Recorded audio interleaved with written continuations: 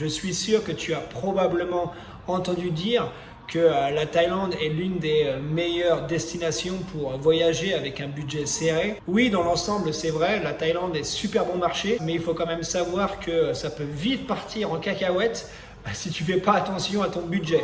Aujourd'hui, je vais donc te donner 5 choses qui peuvent rapidement vider ton portefeuille ici en Thaïlande. Allez, c'est parti. Alors, la première chose où il faut faire attention quand on vient en Thaïlande, ça va être le logement. Alors, je pense qu'il y a pas mal de gens qui bookent leur hébergement sur Internet avec Airbnb, Agoda, Booking.com par exemple. Le délire avec ça, c'est que quand tu arrives sur place, tu peux être déjà dans un premier temps déçu par rapport à l'appartement parce que ça peut arriver que les photos en fait elles correspondent pas forcément avec ce que toi tu avais vu en ligne. Donc ça déjà ça peut être un petit bémol. En plus de ça, tu n'es pas sûr de la localisation. Donc ça se trouve tu n'es pas bien situé par rapport à l'endroit où tu résides. En ligne, ils vont te dire où est-ce que tu es à peu près, mais quand tu es directement sur place, c'est là que tu te rends compte vraiment des endroits qui valent le coup. Donc booker un hébergement sur un site en ligne pour une semaine, 2 semaines, voire 6 mois, 1 an. Pour moi, c'est pas la meilleure des solutions. Le plus cool, à mes yeux, chacun fait un peu ce qu'il veut. Moi, je te donne juste mon point de vue. Ça serait de booker pour 1 ou 2 jours, par exemple. Il faut savoir qu'une fois sur place, tu trouveras des logements qui sont 9 fois sur 10 moins chers que ce qui est proposé en ligne. Moi, de mon temps de célibataire, parce qu'une fois que tu passes le cap et que tu te mets avec une fille, que ça soit une Thaïlandaise, une Française, peu importe, après c'est foutu, mais quand j'étais célibataire, je voyageais sans réservation, donc j'arrivais en bus dans un endroit et puis avec mon sac à dos je marchais un peu dans la ville à droite à gauche et puis je trouvais mon logement comme ça. Donc c'est un peu à la route, il faut aimer faire un peu de marche, il faut aussi aimer être en mode j'ai rien et c'est pas fait pour tout le monde, ça c'est clair. Alors le point numéro 2 où tu vas pouvoir faire des économies, ça va être sur la nourriture. Alors tu le sais sûrement qu'en Thaïlande, la nourriture est bon marché, et c'est le cas, c'est vrai. Sauf que si tu résides dans un coin touristique, les prix vont être beaucoup plus hauts. Ça va être beaucoup plus cher que si tu restes dans un coin où il n'y a que des Thaïlandais ou dans un coin avec des expats, peu importe, mais où il n'y a pas beaucoup de touristes. C'est tout bête, mais tu peux diviser des fois le prix par 3, 4, 5, 6, ça dépend où tu es. Je sais qu'il y a des restaurants touristes qui vont te faire un plat qui coûte 40 bahts, 50 bahts en ville à 250, 300 bahts. Vu que tu manges 2-3 fois par jour, donc ça monte vite au niveau du budget et donc tu peux faire des économies comme ça. Donc mon conseil, j'en ai déjà parlé dans d'autres vidéos, c'est prendre ton scoot si tu en as un, ou alors marcher 2-3 rues derrière les endroits vraiment touristiques, et puis là tu trouveras sûrement un endroit local où il n'y a pas beaucoup de touristes et tu auras des prix raisonnables. Le mieux c'est quand même d'avoir un scoot et puis de faire un peu le tour du lieu où tu es et puis manger avec, comme j'aime bien dire, les Thaïs. Le budget bouffe peut aussi monter super vite. Si tu arrives en Thaïlande et tu es en mode ouais mais moi il faut que je mange français parce que j'arrive pas à m'adapter à la bouffe thaïlandaise, c'est trop épicé, c'est too much, tu vois. Donc déjà ça, là t'es mal barré, venir en Thaïlande, pas vouloir manger thaï, je trouve ça un peu spécial, mais après voilà, chacun fait ce qu'il veut, on va pas juger. Il faut savoir qu'il y a quand même pas mal de plats thaïlandais qui ressemblent à ce qu'on a en France, le pad thaï par exemple, c'est des pâtes comme nous, on peut avoir en France, bien sûr c'est différent parce que c'est thaïlandais, mais voilà. Si tu veux manger que des plats occidentaux, tu veux aller dans les restos italiens, tu veux aller dans les restos français. Et là c'est pareil, ton budget il va augmenter mais en flèche. Donc il faut faire super attention. Il y a aussi ceux qui veulent faire leurs courses par exemple et puis qui vont acheter des produits importés. Donc qui dit importé dit bien plus cher. Moi par exemple j'achète ma moutarde quand elle n'est pas en réduction à 219 bahts. Quand tu te dis qu'à côté le ketchup il doit être à, je sais pas, peut-être 50 bahts, donc il y a quand même un sacré écart. Un autre exemple, l'Orangina, si tu vas au Bixi, il est à 69 bahts, alors que le Coca-Cola que tu achètes au Bixi ou au 7-Eleven, lui est à 17 bahts. Donc tu vois, il y a quand même un sacré écart. Donc si tu peux t'adapter aux produits locaux en Thaïlande, tu feras des économies.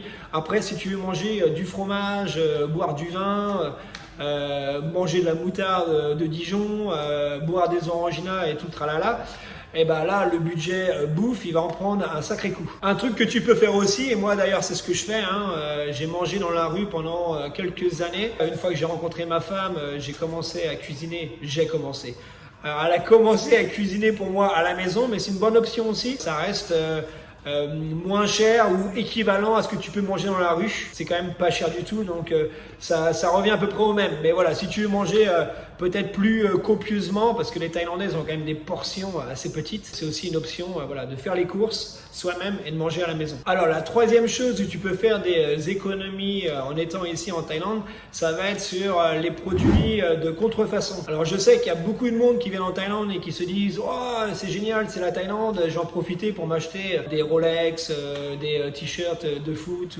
ou autre chose. » C'est vrai que ça va être beaucoup moins cher que dans ton pays d'origine, donc tu vas faire des économies, mais ça reste quand même plus cher que d'acheter des vêtements entre guillemets normaux, tu vois. En plus, le problème de ça, c'est que si tu vas dans les coins touristiques, les prix des t-shirts de foot par exemple, ils vont être bien moins chers que ce que tu trouves chez toi, donc ça va être super aguicheur, donc tu vas te dire ouais c'est une super occasion, je vais acheter ça, mais ça reste super cher par rapport à ce que tu peux acheter comme t-shirt en Thaïlande, tu vois. Moi pour te dire, je m'habille avec des t-shirts à 100 bahts.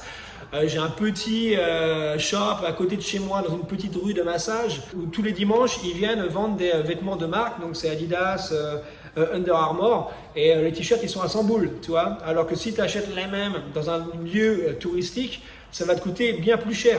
Donc alors soit tu trouves tes contrefaçons comme avec la bouffe au final, hein, ailleurs que dans les coins vraiment touristiques, ou alors tu pars vraiment sur des vêtements classe mais simples que tu peux trouver dans les marchés à droite à gauche. C'est ce que je fais aussi.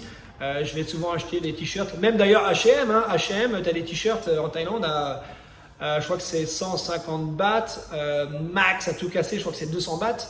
C'est des t-shirts super simples, hein, noir, blanc, mais ça coûte moins cher que d'acheter justement des contrefaçons. Un truc aussi qui est sympa en Thaïlande, c'est que tu as pas mal de marchés deuxième main. J'en ai fait une vidéo d'ailleurs sur le sujet, je vais te la mettre par ici. Tu pourras aller checker juste après celle-ci si tu le souhaites. Ils font pas mal de trucs, ils font des vêtements, ils font du mobilier. Tu peux même acheter des parfums. Alors les parfums, je sais pas trop comment que ça fonctionne. Il y en a qui disent que c'est des vrais parfums tombés du camion. Il y en a qui disent que c'est autre chose. Ça tient super bien. C'est des parfums qui sont super bons. Donc là, tu peux faire des économies avec ça. Tu peux faire des économies avec des vêtements au final deuxième main, mais de super bonne qualité. Tu peux acheter des chaussures. J'ai acheté il n'y a pas longtemps une paire de Nike, mais des vrais Nike, hein, nickel chrome, à 1000 bahts, si je dis pas de bêtises. Donc on est loin du prix en magasin. Je crois qu'en France, dis-moi en commentaire si je me trompe, mais je crois que les Nike Air, je crois que ça doit être dans les 150 €, un truc comme ça. Donc voilà pour le point numéro 3, tu peux faire tes courses dans les marchés, tu peux trouver dans les rues des bons plans. Il faut aller fouiner, hein, il faut aller chercher un peu à droite à gauche. Tu peux même aller t'habiller dans les centres commerciaux, dans les H&M, dans les Zara, c'est vraiment pas cher. Et ça sera beaucoup moins cher d'ailleurs que d'acheter des trucs de contrefaçon dans les endroits touristiques. Un autre moyen de faire des économies aussi, ça va être sur les taxis. Je pense que la plupart des gens qui viennent en Thaïlande, eh bien, ils fonctionnent qu'avec des taxis. Les taxis dans les endroits touristiques, en général, ils essaient de te la mettre à l'envers. Donc, si j'ai une solution par rapport à ça pour t'aider, ça serait de prendre l'application Grab ou alors l'application Bolt. L'avantage de ces deux applications-là, c'est que les tarifs, ils sont fixes. Donc, tu sais directement en commandant ton taxi combien tu vas payer. Deux applications que je te conseille. Tu feras des économies et puis surtout, tu seras en paix. Et sinon, le moyen ultime pour moi de mettre de l'argent de côté en Thaïlande, c'est de louer un scoot si tu es en vacances. Tu feras des économies par rapport à prendre des taxis, surtout si tu es sur les îles. Et si tu es sur Bangkok et que tu es un expat, ça c'est pareil, hein. Je vois souvent des étrangers qui arrivent ici, qui louent un scoot. Il faut savoir que la location, c'est environ dans les 3000 bahts le mois. Et que d'acheter un scoot deuxième main, tu peux en avoir un pour 12 000, 15 000 bahts. Donc tu as des mecs, ça fait 6 mois qu'ils louent un scoot 3 000 bahts, alors que l'argent qu'ils ont mis dans la location, ils auraient pu directement en avoir un qui leur appartient. Donc ça c'est aussi un truc à prendre en compte. Si tu viens ici pour une période de 6 mois, 1 an, ne loue pas de scoot, achète-en un directement et tu feras des économies. Et finalement, la meilleure façon de se retrouver sur la paille, c'est de se dépenser tout son argent en faisant la bringue. Alors oui, je sais, tu es ici en vacances, tu veux profiter, ça c'est pas un problème. Je te dis pas de rien dépenser et puis de souffrir pendant tes vacances. Non, non, bien sûr, sors dehors. va faire la fête, bois des coups, mais tu peux faire des économies en sortant. Il y a trop de mecs qui viennent en Thaïlande, spécialement dans les endroits vraiment chauds, Phuket, Pattaya, Bangkok, et qui perdent de pied, qui se mettent à payer des coups à toutes les meufs, qui se mettent à payer des verres à tous les gars autour d'eux, à tous leurs potes. Et puis au final, ils se retrouvent avec plus rien, parce que c'est vrai que la Thaïlande, ça peut te mettre dans un délire. C'est extraordinaire, je suis le roi du pétrole, je fais un peu ce que je veux. Et puis tu te réveilles un matin et t'as plus rien. Donc il faut faire super attention avec ça. En plus de ça, il faut savoir que la Thaïlande, eh ben, c'est pas seulement la bringue le vendredi, le samedi. Ici, c'est tous les soirs. Si tu veux sortir un lundi soir, tu peux sortir.